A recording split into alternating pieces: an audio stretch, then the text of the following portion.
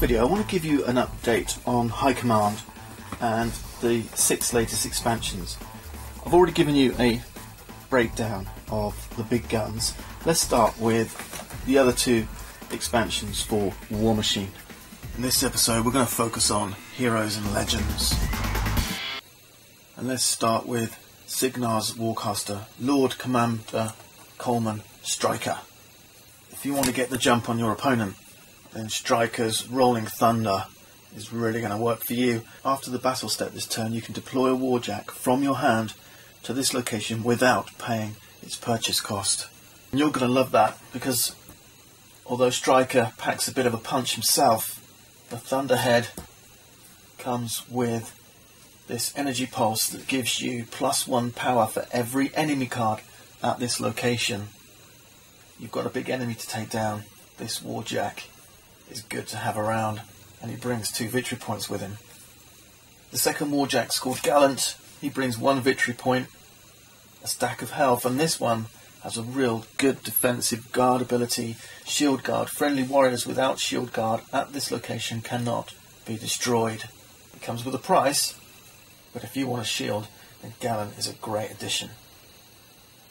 Our first warrior comes with a base 3 power, and if you can get this guy out with other trenchers, then +1 power and +1 health for every other friendly trencher at that location. This guy likes to work as a team. The final warrior, Black 13th Strike Team, comes with 1 victory point. You can boost him up to 3 power from 2, or you can give him covering fire, which reduces your enemy power when you've got these guys working as a team. Next up is Khador, and we've got the same thing going on this time with your Warcaster, Supreme Commandant Irask. He's got this desperate ground that allows you to bring a warrior without paying its cost. Let's start by looking at one of those warriors. Kovnik Joseph Grigorovich, a Winter Guard warrior, and he's a Winter Guard commander. At the start of an attack, other friendly Winter Guard cards gain 1 power and 1 health. Again, teamwork is what we're talking about here. But with the Great Bears of Gallows Wood, these guys, they like nothing better than a confrontation. With their backswing, they get +2 power if there are 2 or more enemies at this location. As for Warjacks, look at this Drago. A base 4 power, but he also has Bloodbath. If you attack at this location and there's no more enemies left, you get to draw a card. Finally, a mighty Behemoth. It brings 2 victory points, but look at those numbers and his armor piercing trait. At the end of an attack, choose up to 1 enemy at this location with 4 health or greater, and that card suffers -2 health until the end of the turn. A beast, aptly named. Now let's turn to the Protectorate of Mennorth, and we start with the Warcaster Hierarch Severus. This guy is defined by his counter-attack here, Fires of Communion. When you rush Severus, every warrior card at this location loses power equal to their base, and Severus himself gains that power. This guy could do a lot of damage. Backing him up, the first of our Warjacks, Fire of Salvation. This one's got a versatile ability, Righteous Vengeance. If you can move this card to a location where one of your cards was destroyed that turn.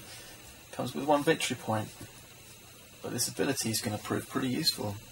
And now the second of our Warjacks, well, this certainly lives up to the name of hero and legend, the Avatar of Mennorth. Comes with 2 victory points. Again, well, not too pricey I suppose, but it's a good shield. Friendly cards at this location cannot be destroyed. I mean, that's the kind of thing that you're looking to your Warcaster to give you. Warriors then, Nisia, Tear of Vengeance. Has the sprint ability. If there's an attack at the location of the turn, you can return this card to your hand at the end of the turn. Again, some versatility of being able to relocate your army. Finally, the Covenant of Mennorth. It comes with 1 victory point, and it's really going to mess with your opponent. Enemy Warbeast, Warjack and Warrior cards at the location have no abilities. Finally, Crix. And Crix brings us Lich Lord Asphyxius. you want a definition of undead, this guy is going to give it to you. Return all undead cards from your discard pile to this location. Discard them at the end of his turn. We have some undead warriors to go with that. This is Captain Rengrave with his death toll.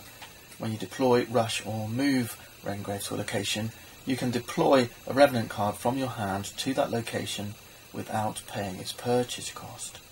So if you already have some Revenants, this guy has got to come in and be their captain.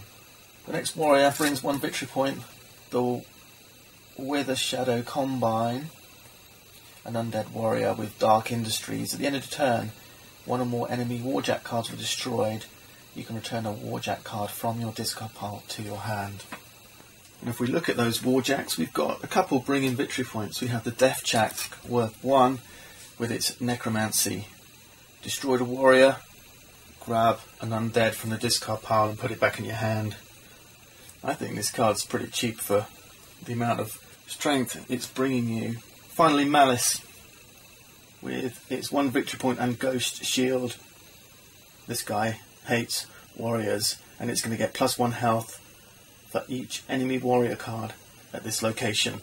Your opponent's going to get a nasty shock seeing an army of these guys bearing down on his line of warriors.